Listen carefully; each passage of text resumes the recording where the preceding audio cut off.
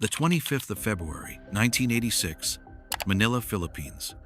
As Manila erupted, Ferdinand Marcos and his wife vanished into the clouds aboard an American military helicopter. What they left behind was a hollowed-out nation, betrayed, broken, and bled dry. But what they took, billions in stolen wealth, buried in secret vaults, laundered through shadows, and used to build a kingdom no one could touch. Until the cracks began to show and the hunt to uncover the truth began. Before he stole billions, Ferdinand Marcos sold a dream. Born in 1917 in the northern province of Ilocos Norte, Marcos was brilliant, ambitious, and ruthless from the start. He rose to prominence with a mix of charisma, myth-making, and sheer audacity. In 1939, he was convicted of murdering a political rival, but famously defended himself on appeal and won. That early brush with the justice system didn't humble him. It taught him something more important: how to beat it, and how to bend it to his will. He called himself a war hero, claiming he had led guerrilla resistance against the Japanese in World War II, a story that inspired national admiration. Later, investigations would reveal that most of it was exaggerated or entirely fabricated, but by then, the myth had done its job. By the 1950s, Marcos had entered politics. He knew how to work a crowd, bend a rule, and make loyalty look like ideology. In 1965, he ran for president under the banner of reform, discipline, and economic renewal. He promised to drag the Philippines into modernity, highways, hospitals, and prosperity. The people believed him, and in his first term, Marcos delivered just enough progress to feel legitimate. But behind the scenes, something darker was taking shape. Marcos was consolidating power. He surrounded himself with loyalists, placed allies in the military, and began eroding institutional checks. Corruption wasn't incidental, it was structural. Government contracts were awarded to cronies, and opposition voices were surveilled, harassed, or bought off. In 1972, he made his move. Citing civil unrest and alleged threats of communist rebellion, Marcos declared martial law. The Constitution was suspended. Congress dissolved. Media outlets were shut down or placed under state control. Overnight, a democracy became a dictatorship. Under martial law, the Marcos regime flourished, not because of public approval, but because dissent was dangerous. The military enforced order, curfews were imposed, and journalists disappeared.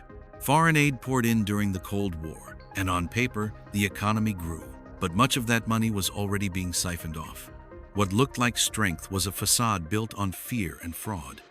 By the early 1980s, Marcos had ruled for nearly 2 decades. His grip on the country was absolute. But so was his greed. He wasn't just building a legacy, he was building an empire, with the state as his wallet.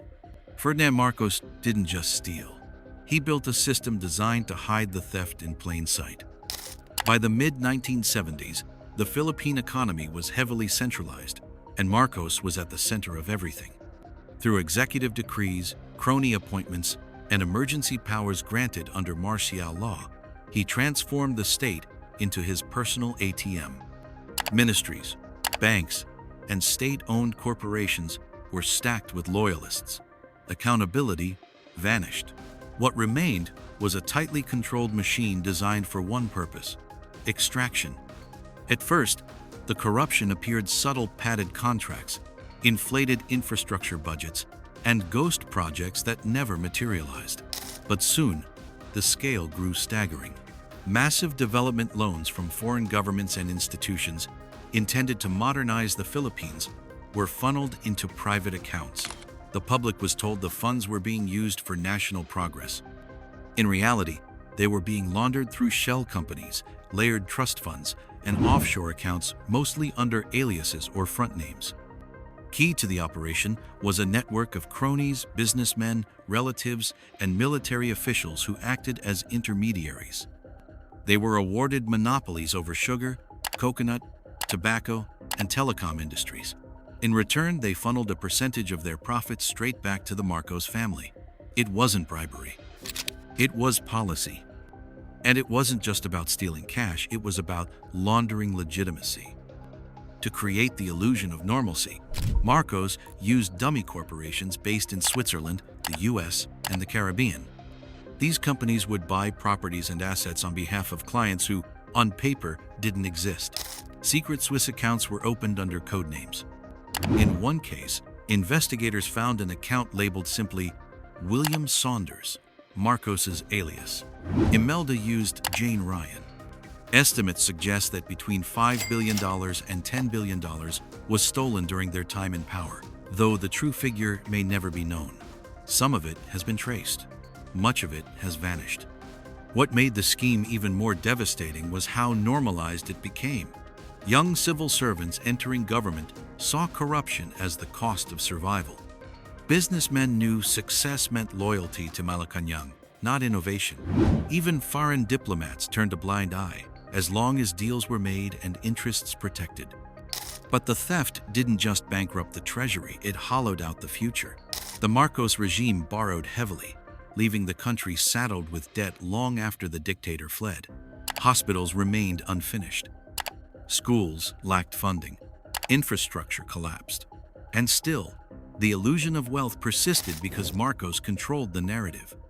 He had mastered the art of stealing in silence, not in backrooms but in boardrooms. Once the money was stolen, it had to be transformed, not just laundered, legitimized, and Ferdinand Marcos knew exactly how to do it. With billions siphoned from the Philippine treasury, the Marcos family began buying property not in their own names, but through a maze of trusts, aliases, and shell companies.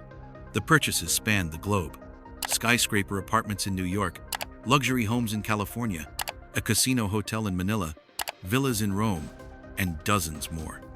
But no acquisition symbolized their fantasy of untouchable power more than what they bought in Hawaii: land, mansions, and an estate fit for exiled royalty. In Honolulu, they secured the Makiki Heights estate, a sprawling mansion tucked in the lush hills above the city, complete with ocean views, private gates, and manicured gardens. Nearby, they acquired beachfront properties and vast acreage, creating a bubble of tropical comfort where they could play out the final act of their rule. While the Filipino people plunged deeper into debt, Marcos and Imelda held dinner parties in paradise. And they didn't stop with real estate. Through their international network of banks and corporate fronts, the Marcoses amassed a portfolio of assets that rivaled royalty. Swiss bank accounts, some under the aliases William Saunders and Jane Ryan, were packed with millions. Imelda purchased diamonds, emeralds, sapphires, entire vaults of them, including a 25-carat pink diamond rivaling royal collections. She once spent $2 million in a single day at New York's finest department stores. Their art collection included works by Michelangelo, Monet, and Van Gogh stored secretly across vaults in Europe and Asia. They also owned over 100 luxury cars, a private Boeing 727, and even custom-designed furniture gilded in gold leaf. One villa in Rome was so lavish, it was often mistaken for a palace.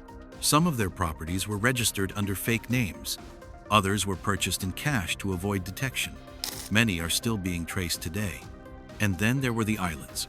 According to investigations, at least one private island in Hawaii was purchased using laundered Philippine government funds. The acquisition was disguised through real estate corporations registered offshore. Official records were vague, ownership hidden, but the money trail pointed clearly back to the regime. To Marcos, these weren't just vacation properties, they were escape plans, insurance policies, physical symbols of how far stolen power could go when wrapped in legal paperwork and distance. But it wasn't just greed, it was theater. Every purchase was part of an illusion, one where the Marcoses weren't thieves, but global aristocrats. They dressed like royalty, traveled with entourages, and gave interviews about beauty and vision. Imelda claimed she needed 1,000 pairs of shoes, not for vanity, but to represent her people with elegance. They didn't hide their wealth. They flaunted it, because in their minds, they hadn't stolen a country. They had inherited it. While the Marcoses built their empire in silence, the streets of the Philippines were growing louder. By the early 1980s, The cracks in the illusion were impossible to ignore. Inflation was surging. Foreign debt ballooned to over $25 billion. Basic goods became scarce. Unemployment rose, and infrastructure projects were stalling mid-construction. Hospitals lacked medicine, schools operated with outdated materials, and millions lived in deep poverty. Outside the palaces and private jets, ordinary Filipinos were living with the consequences of an economy built on theft. But what truly shattered the silence was a single bullet. In 1983, Benigno Ninoy Aquino Jr., the leading opposition figure and longtime critic of the Marcos regime, returned from exile in the U.S. He stepped off the plane at Manila International Airport and was assassinated within minutes. The hit was brutal, public, and widely believed to have been orchestrated by the regime. Ninoy's murder electrified the nation. His funeral was attended by over 2 million people. Students marched, nuns locked arms with factory workers, priests gave sermons condemning the regime. Newspapers, once censored and timid, began to push back. The regime had overplayed its hand, and the people weren't afraid anymore. By 1986, the pressure reached a boiling point. Marcos, in an attempt to reassert legitimacy, called for a snap presidential election. His opponent, Corazon Aquino, Ninoy's widow, a soft-spoken housewife who became the face of defiance. But the election was a farce. International observers reported widespread fraud, ballot manipulation, and voter intimidation. The final tally declared Marcos the winner, but no one believed it, not even his own generals. The tipping point came when two top military leaders, Fidel Ramos and Juan Ponce Enrile, broke ranks. They denounced Marcos and barricaded themselves in a military camp, calling for public support. The call was answered. That moment sparked the People Power Revolution. For 4 days, millions of Filipinos poured onto EDSA, a major highway in Manila, carrying rosaries, food, flowers, and handwritten signs. They faced tanks with prayer, stood firm against armed soldiers, and turned a military standoff into a national awakening. Entire units defected. Helicopter pilots refused orders. Radio DJs played folk songs in defiance. The Catholic Church, business leaders, and even the United States signaled the end. On the 25th of February, 1986, Marcos and Imelda were airlifted by U.S. helicopters from the palace rooftop. They left behind golden beds, crates of jewelry, and a collapsing nation. But they also left behind something they couldn't take with them, a country that had remembered its power. When Ferdinand and Imelda Marcos fled the Philippines on the 25th of February, 1986, they didn't leave empty-handed. U.S. military helicopters lifted them from Malacañang Palace with over 300 crates of luggage, including cash, gold bars, designer gowns, tiaras, and over $1.5 million in freshly printed Philippine pesos. Customs officials in Hawaii later reported boxes overflowing with jewelry, rare gems, and envelopes stuffed with bearer bonds and stock certificates. It wasn't an escape. It was a relocation with luxury intact. They landed in Honolulu, where they settled into the Makiki Heights estate, a mansion purchased years earlier under a shell company. It was perched above the city, with sweeping ocean views, palm-lined driveways, and tropical gardens. While Filipinos lined up for bread back home, Marcos enjoyed sunsets from his terrace and held court with loyalists in a white linen shirt. The irony was suffocating. In exile, Marcos projected the image of a fallen emperor, wronged, misunderstood, waiting to return. He denied wrongdoing. He claimed the revolution was a foreign-backed coup. And he continued to manage his fortune from afar, using networks of lawyers and confidants to shield assets scattered across Europe, the US, and the Caribbean. Imelda, ever the performer, maintained her flair. She gave interviews from velvet couches, wore diamond-studded brooches, and wept on camera about the pain of separation from her people, while surrounded by stolen art and antique ivory. She once claimed that she and her husband had sacrificed everything to bring beauty to the Filipino soul. Meanwhile, the Philippines was unraveling. the new government uncovered evidence of massive corruption, thousands of documents, account numbers, and false identities. Swiss banks froze funds. Investigators traced property deeds and stock purchases back to the Marcos network, but much of the money had vanished. What remained were lawsuits, diplomatic battles, and a slow, grueling attempt to recover what was lost. Yet, even as legal cases piled up, the Marcoses held onto something powerful: narrative. To some, they were thieves. To others, martyrs. And in exile, Marcos lived comfortably. No prison cell, no trial, just a mansion in paradise, a name feared and revered, and a nation left to clean up the ruins. It was the perfect crime, not because it was undetectable, but because it was too vast to undo. When Ferdinand Marcos was forced into exile, he left behind more than a palace. He left behind a crater, economic, political, and psychological. The new government, led by Corazon Aquino, inherited a country drowning in debt, distrust, and disrepair. Hospitals were underfunded. Schools were crumbling. Basic infrastructure was in ruins. Billions had been borrowed in the name of progress, but little of it remained. What was left were the receipts and the wreckage. One of Aquino's first tasks was to create the Presidential Commission on Good Government, PCGG, a special body with one mission: track down and recover the Marcos wealth. But that mission was anything but simple. The money was everywhere and nowhere. The PCGG uncovered Swiss bank accounts under aliases, offshore corporations masking property ownership, and trust funds parked in jurisdictions with tight secrecy laws. Artworks were scattered across Europe. Jewelry appeared at auctions. Even banks that had once welcomed the Marcos fortune now denied knowledge of it. Some progress was made. Over the years, the Philippine government recovered more than $4 billion in assets, including paintings, cash, and real estate. But legal battles dragged on for decades. Some cases are still unresolved. And for every dollar recovered, more slipped through the cracks. But the deeper wound was harder to heal. Marcos's corruption didn't just steal money, it eroded institutions. It normalized impunity. It taught an entire generation that politics was a path not to public service, but to personal fortune. Even as the country democratized, the old networks remained. Cronies rebranded, power reshuffled. But the system didn't reset. Children grew up hearing two stories: one of dictatorship and abuse, and another of glamour and misunderstood leadership. The truth was slowly buried under nostalgia, denial, and digital disinformation. And then came the final twist. In 2022, Ferdinand Bongbong Marcos Jr., the dictator's son, won the presidency of the Philippines. His campaign downplayed the family's crimes, reframed the dictatorship as a golden age, and flooded social media with revisionist history. Many of the same families who had once denounced Marcos now endorsed his heir. It wasn't just a return, it was a resurrection. The long recovery is still happening in courtrooms, in textbooks, in protests, and in memory. Because the fight for truth doesn't end when the money is gone. It ends when the story can't be rewritten.